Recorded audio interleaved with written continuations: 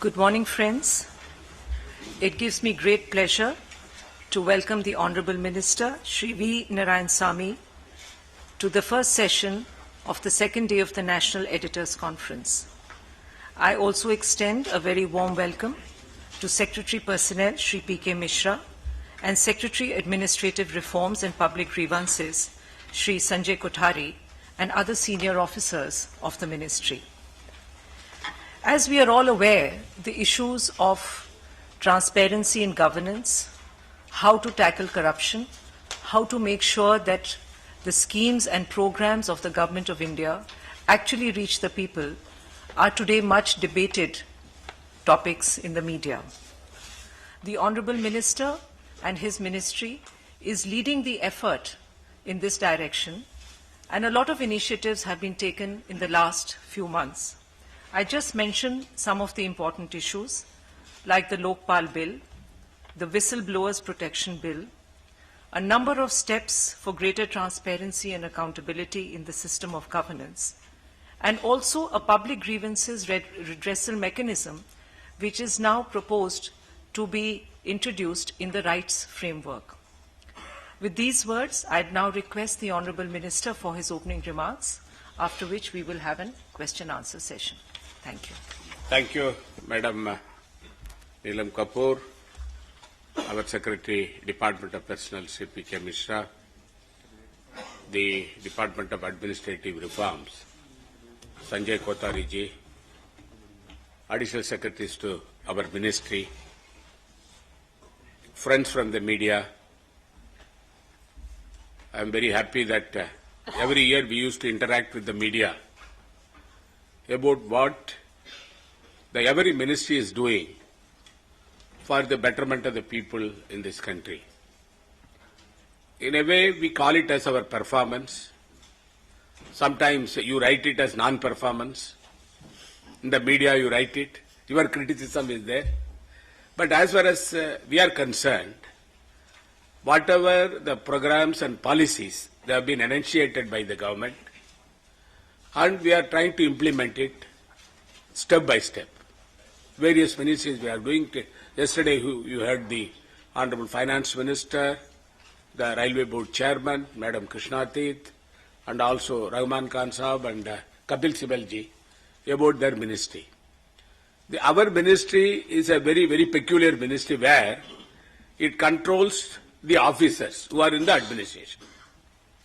Actually, the officers at the administrative side, namely the administrative officers, especially IAS, the performance, as far as the promotion, appointment, the disciplinary proceedings, termination of the officers if they commit the wrong, and drafting the recruitment rules, then pension benefits, all these things are covered in that. The training is one of the important part where we would love, right from the induction stage to an officer in the Government of India service, up to the level of before he retires, 5 stages of training are being given to various officers at the grade A officers in the Government of India. All these being are controlled by our ministry, and even the people who are coming from the state level, the promoting officer, they are also being given training. This is one part. The second part is the anti-corruption initiative, which our ministry has taken in a proactive measure. As Madam has mentioned, the Right to Information Act, which has been a very important act. In 2008, the act was implemented. Today, the queries which have been received by our government, I am telling about only central government alone, is about 7,05,976. 90% of them have been answered. Only 10% goes to appeal and second appeal and also to the Central Information Commission. I am telling about the Government of India, the public sector undertakings and banks. States are separate. I am not combining the states in that. Then, the contentious bill, the Lokpal bill we are trying to pass in the Parliament. And because the impression has been created. The Anna Hazare and others, they wanted the Lokpal bill to be brought.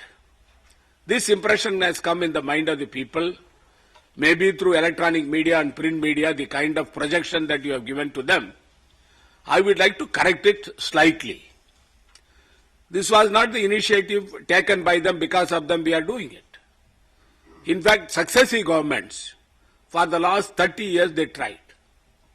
Several bills were brought before the parliament and it could not be passed because there was no unanimity. What happened before these people started the agitation, 5 months before the agitation, the Honorable Prime Minister constituted a committee called the Group of Ministers on Corruption Issues. On these several issues have been given by Honorable Prime Minister to address them. This is one of the items. The bringing a Lokpal bill before Parliament was in the domain of the Group of Ministers. We have been discussing it, and the President, Honorable President of India, the then Finance Minister, was the chairman of that committee. Apart from this Lokpal bill, the other initiatives were there, but we have done it one by one. We have done it. One is about the electoral reforms, state funding of election. You might be knowing that. And then regional conferences were held when Veerappa Moiliji was the law minister. Now the final conference is to be held, the state funding of election. That is one of the issue which has to be, the amendment has to be brought before the parliament. Then the third issue is transparency in the administration. That is accountability by the officers. Then apart from that, the open system of procurement, because every year the government of India and its officers alone are procuring 2 lakh crore worth of materials, goods and services. Therefore, we wanted uniform policy for procurement. The bill was drafted. The procurement bill has been in the domain of the parliament. Now it is in the parliament. Now it has gone to the standing committee. Then apart from that, the delivery of services to the people, time-bound delivery of services to the people. This is one of the major initiatives that has been taken by our government. I will explain it a little later. The other one is the disposal of natural resources. Natural resources in the sense, the mineral wealth that is in the land, because some of them are state-owned, some of them are central government-owned, where the issue of corruption comes. Therefore, we wanted to have a policy by which it should be in a open way, in a transparent manner. The mineral wealth has to be given to the government, especially the public sector undertaking, and also private agencies by way of open tender system or open the auction system. This also has been now formulated, mainly Petroleum Ministry, on the question of the oil wells, on the mining, any mineral wealth by the mining ministry. Even for that matter, we wanted, because the issue arises, what are all the natural resources? There is a contentious issue because the issue has been now settled by the Supreme Court on the natural resources are concerned. Now that is going to be, the bill has to be brought before the parliament for the purpose of having a uniform policy on disposal of the mineral wealth and natural resources. Then we brought a new system because the discretionary powers given to the ministers to be removed. That has been implemented by us. Some ministers are having discretionary power to give houses to some people. It is being misused. Some people have been given, you remember that the quota that has been given to the ministers for cylinder, that has been removed. Several concessions that have been given to the ministers have been removed, except one, the Prime Minister's Relief Fund for the poor and the needy who are suffering from cancer and the heart diseases. That is the only thing that is remaining, because this is helping the poor and the needy people. Then we evolved a system. It's a very important system, the new system from our ministry. Our 2 secretaries are here. we will assess the performance of our officers once in 15th year we will assess. If he is not worth to be an officer, he is not up to the mark, he can be removed from service. Because let us not keep a dead wood in our administration. Therefore, the evolved new guidelines have been framed. After the assessment, if the officer's performance is not up to the mark, and remove him, we have issued the orders to that effect. Then, and in the 25th year of service, the second one. In between, I am telling about the other the persons who are not up to the mark. Even in between, also we will have an assessment, and then we will take action against them. Then there is long delay in disposal of cases against the government servants, especially the corruption cases. This is one of the contentious issue and major issue which was in the mind of the government. Therefore, what we did was, we said it should be done in a time-bound manner, because there are two parts. One is departmental inquiry. That we can do. We can expect it. We said we will have an officer. What happened? There is a departmental inquiry on an issue of corruption against an officer. The inquiry officer is transferred. The case is pending. Then new man comes.